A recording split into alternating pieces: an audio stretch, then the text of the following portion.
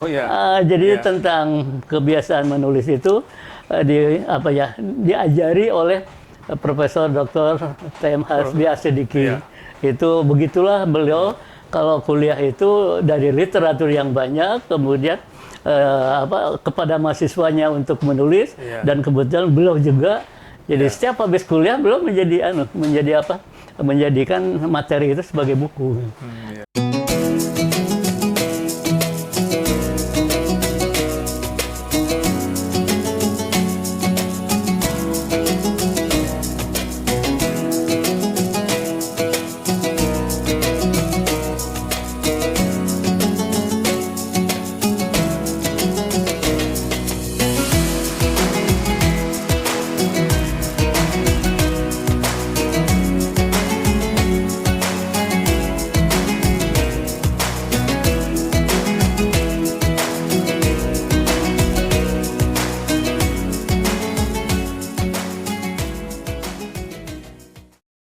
Assalamualaikum warahmatullahi wabarakatuh.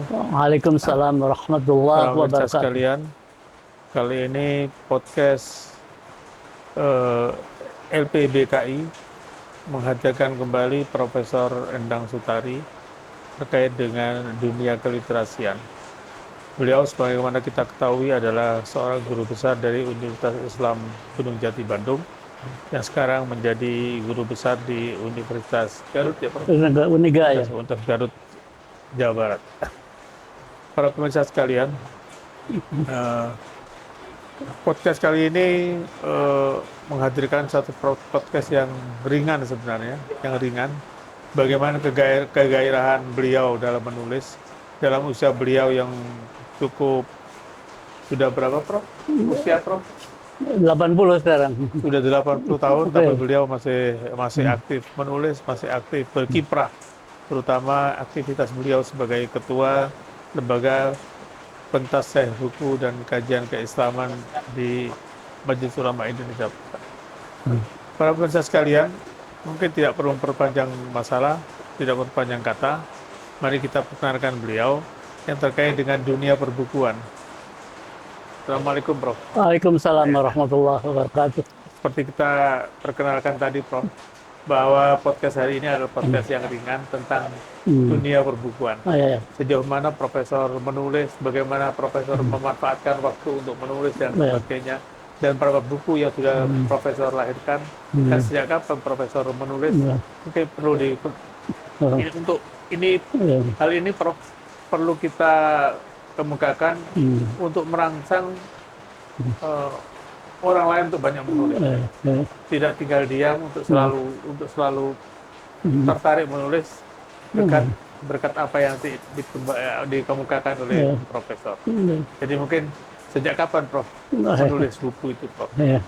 Alhamdulillah, terima kasih.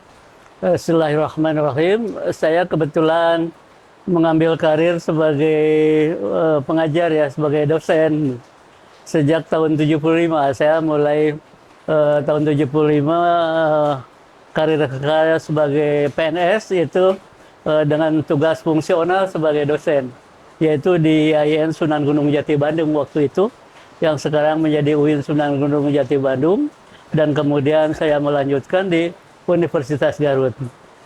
Dengan tugas sebagai dosen pasti akrab dengan fungsi penulisan, fungsi literasi.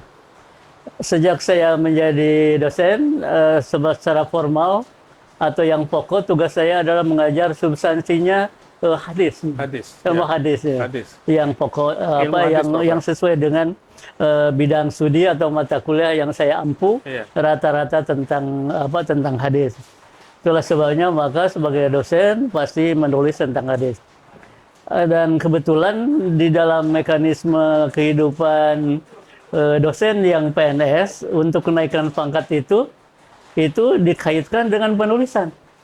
Dengan penulisan karya ilmiah apakah buku darah atau mungkin buku keilmuan lainnya, atau mungkin artikel-artikel, makalah-makalah dan sebagainya.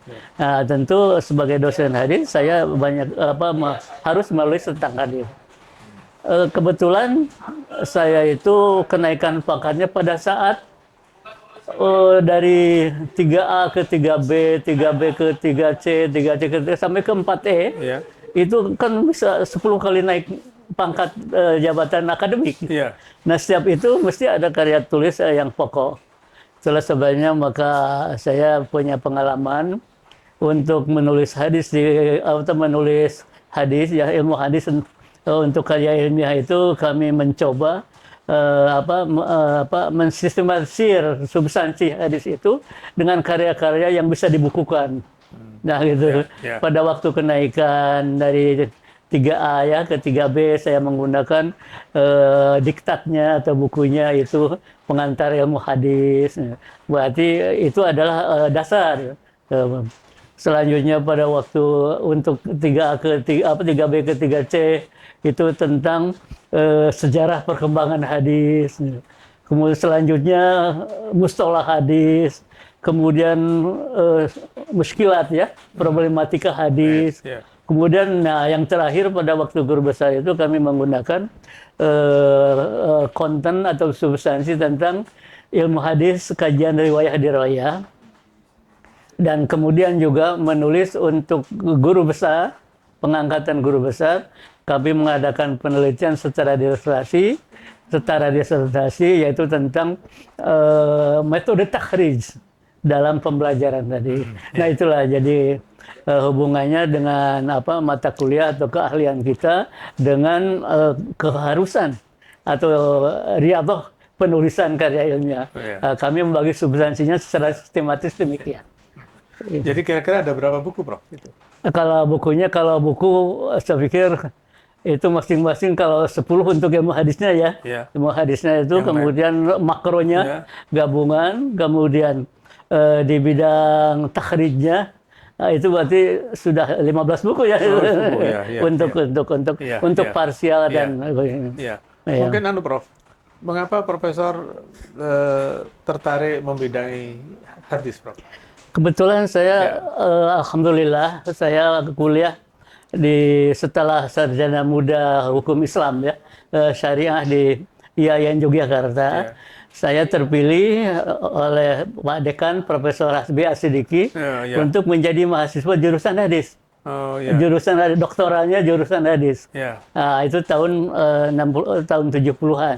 Tahun 70-an. Jadi kami waktu itu menekuni perkuliahan tentang hadis di doktoral hadis di Fakultas Syariah. Kebetulan kami menikmati sejauh mana keahlian Profesor Hasbi. Saya itu menjadi mahasiswa yang menjadi penulis kuliah-kuliah beliau. Kuliah Prof Hasbi itu, belum itu kuliah itu begini. Beliau datangkan kitab-kitab literatur yang dari bahasa Arab itu. Beliau sampaikan secara oral, kemudian kepada kami mahasiswa di situ, kemudian direkam. Beliau rekam itu kemudian menugasi mahasiswa. Nah, saya yang sering ditugasi, coba itu ditik itu. Rekaman itu. Nah, setelah ditik itu, beliau koreksi itu, lalu menjadi diktat, menjadi buku itu. Jadi tentang kebiasaan menulis itu diajari oleh Profesor Dr. T.M. Hasbi Asidiki. Itu begitulah beliau kalau kuliah itu dari literatur yang banyak, kemudian kepada mahasiswanya untuk menulis, dan kebetulan beliau juga jadi setiap habis kuliah beliau menjadikan materi itu sebagai buku. Nah, itu pengalaman kami yang mengapa kita termotivasi untuk menulis itu. Itu awalnya itu. Dari sekian buku itu, Prof, berapa buku, Prof, yang dijadikan mata kuliah biasanya? Jadikan bahan mata kuliah? Literatur hadis itu kebetulan Profesor. Dalam mata kuliah hadis itu kan ada, kalau dulu ada pengantar ilmu hadis, kemudian ada sejarah hadis, kemudian ada hadis materi. Itu umumnya di perguruan tinggi Islam. Nah, gitu ya. Tapi kalau di jurusan hadis kan banyak sekali. Ada ilmu hadis mustalah, kemudian ada sejarah hadis, ada problematika, kemudian ada takhrij, ada syarah dan sebagainya. Jadi Ya. seluruh konten atau buku yang saya tulis kebetulan dalam studi hadis itu mempunyai relevansinya gitu. Ya. Itu. Dan rata-rata buku profesor menjadi buku mata kuliah ya, Prof ya? Ya kebetulan buku ajar, kebetulan saya mengajar di S1, S2, S3. Jadi Ya. para mahasiswa di S1, kalau S1 sampai sekarang ya. Di S2 kebetulan saya pernah menjadi ketua jurusan ilmu hadis. Kemudian juga saya mengajar di S3, baik di hukum Islam atau di pendidikan Islam. Mahasiswa kalau kebetulan saya mengampu mata kuliah hadis, berarti pola yang saya gunakan, begitu juga buku daras ya atau literatur yang saya keluarkan itu ya dipakai gitu. Ya. Itu dipakai di UIN Sunan Gunung Jati atau juga di UIN yang lain, Prof? Ya kebetulan gini, dari penelitian disertasi saya itu judulnya metode takhrij dalam pembelajaran hadis. Itu pada waktu pengukuhan guru besar saya mencoba mengembangkannya menjadi satu studi hadis, yaitu tentang syarah, yaitu sehingga saya membuat satu model studi hadis dengan judul syarah dan kritik hadis dengan metode takhrij.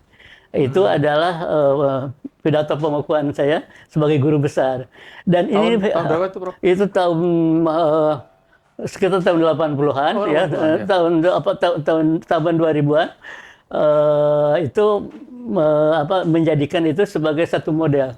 Nah, itu kebetulan kalau di pasca sarjana bahkan sekarang di S1 itu dijadikan sebagai role model saya untuk mengajar hadis secara overall. Kalau di mana-mananya kebetulan saya menjadi dosen tetap di IAIN Bandung, kemudian mengajar di banyak PTIS se-Jawa Barat. Kemudian juga akhirnya saya pindah menjadi dosen tetap di Universitas Garut, tapi ada pasca sarjana yang langsung saya ampuh. Yaitu di Universitas Garut, kemudian di Institut Agama Islam Darussalam Ciamis, lalu di IAIN Bandung sendiri. Jadi buku itu sebagai sebagai model studi hadis. Yaitu judulnya Asy-Syarhu wan Naqlu ala Thariqati Takhrij fil Hadis. Itu dalam bahasa Arab, Prof? Karena kita nantinya digitalik kan, karena digitalik sumbernya kan Arab. Maktabah Syamilah. Jadi kalau jadi itu sudah pertama teori ya, kan nazariyatan wa tatbiqiyatan. Jadi teoritik dan aplikatif. Jadi teorinya itu yang tadi yang ulumul hadis yang saya kembangkan. Kemudian aplikasinya karena digitalik, sumbernya saya terutama Maktabah Syamilah dan Jami Kalim CD-nya. Jadi mesti bahasa Arab. Nah, itu hal baru kita. Ya, kan kalau takhrij kan baru. Oh ya. Takhrij baru ya? Ya, tahun 97 saya penelitian itu mencari CD sampai ke Malaysia, kadang-kadang pesan ke Yordan waktu itu, bahkan waktu saya ada studi guru besar ke Azhar. Saya ketemu dengan Profesor Hadi almarhum sekarang. Itu model-modelnya itu baru kan. Jadi takhrij sebagai metode studi hadis itu baru. Nah, kita kembangkan bahkan untuk takhrijnya itu buku disertasi saya. Untuk syarahnya itu model yang sekarang kita kembangkan. Waktu mengajar saya mengembangkan itu baik di S3 apalagi di S2 jurusan hadis selalu, kemudian di S1 sekarang saya menggunakan itu model itu. Dan itu hanya di UIN Bandung dan UIN Garut itu. Yang saya mengajar itu jadi ada di 3 ya. Di UIN Bandung, kemudian di Universitas Garut dan Institut Agama Islam Darussalam Ciamis. Dan itu, Prof, selain itu, Prof, selain tentang hadis, buku apa lagi, Prof? Saya kebetulan sampai doktoralnya hadis, disertasinya hadis. Tapi saya juga studi S2 tentang administrasi negara, kebijakan publik di UI, kemudian administrasi negara di Unpad. Ya. Jadi magister dan disertasi saya tentang administrasi negara. Jadi Ya, saya mulai juga dengan hadis, Prof. ya bicara juga menulis tentang administrasi, kemudian Iya, manajemen, kemudian itu. iya, iya. Karena kebetulan saya kan ada tugas tambahan sebagai birokrat ya, Iya, birokrat iya, kampus. iya. Dari mulai pokoknya seluruh jabatan di kampus pernah saya coba. Oh iya. Eh, Tertinggi apa, Prof? Ketua seksi, kepala seksi, kemudian sekretaris fakultas, kemudian sekretaris IAIN, kemudian ya kalau kepala biro, Iya. kemudian dekan, Dekan kemudian kenapa? wakil rektor kan semua Iya. itu. Oh, Jadi dekan administrasi dekan apa, Prof? fakultas syariah saya. Syariah. Oh, Ya, iya. dua. Sampai purek, Prof. Berek juga, lalu rektornya sempat juga. Jadi Oh, iya. masalah teori tentang administrasi dan manajemen itu dikembangkan dalam praktek karena saya alhamdulillah mendapat kesempatan untuk training, pelatihan. Iya. Di pelatihan Spadia, kemudian Sespa, bahkan Lemhanas, kemudian studi manajemen perguruan tinggi ke Sydney, Australia. Jadi ini teori yang di S2, S3 itu dikembangkan dalam dalam praktek, terutama training-training tadi itu. Oh, iya. Ya. Iya, Prof. Nah, itu antara hadis sama manajemen itu. Iya.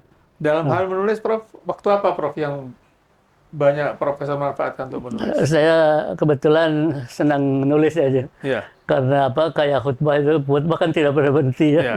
Tidak pernah berhenti. Yang itu ngajar tidak pernah berhenti. Sampai sekarang kalau ngajar dan itu tidak berhenti. Itu selalu saya Tetap ada konsep tulisannya, ada Prof, ya? sistematikanya, ada iya, sistematika yang iya. pasti itu kan kalau tidak begitu nanti apa yang mau kita bicarakan itu mesti harus jelas. Ya. Ya. Apa kira-kira, Prof, pesan profesor untuk para pemirsa terkait dengan dunia penulisan dan perbukuan? Ya, saya kira literasi merupakan satu keniscayaan dimiliki oleh Muslim. Muslim yang sudah mendapat anugerah dari Allah ya dengan literasi Al-Quran dan hadis. Kemudian diperintahkan oleh Rasulullah untuk membukukannya, kodifikasi mushaf Al-Quran sedemikian rupa yang demikian telaten yang dari awal sampai sekarang tidak berubah. Begitu juga hadis yang begitu apa yang disampaikan oleh Nabi itu tertulis dalam Masaudir Asliyah ya, sebanyak ratusan ribu hadis terkumpul semuanya final tahun 500 Hijriah umpamanya. Itu literasi yang harus kita bina, maka dikembangkan dalam ilmu iman, Islam dan ihsan itu dalam literasi juga. Jadi dengan demikian Muslim itu menyatu tugas dan nafasnya dengan literasi Islam. Ya, ya. Terima kasih, Prof. Ya, ya. Pemirsa sekalian, demikian tadi podcast ringan tentang literasi, terutama yang terkait dengan ilmu hadis yang dikembangkan oleh Profesor Dr. Endang Sutari, MA, yang mudah-mudahan membawa manfaat buat kita semua dan merangsang kita untuk banyak menulis, untuk menuangkan pikiran-pikiran kita dalam penulisan dan sebagainya. Baiklah pemirsa, terima kasih. Semoga bermanfaat. Terima kasih, Prof. Assalamualaikum warahmatullahi wabarakatuh. Waalaikumsalam warahmatullahi wabarakatuh.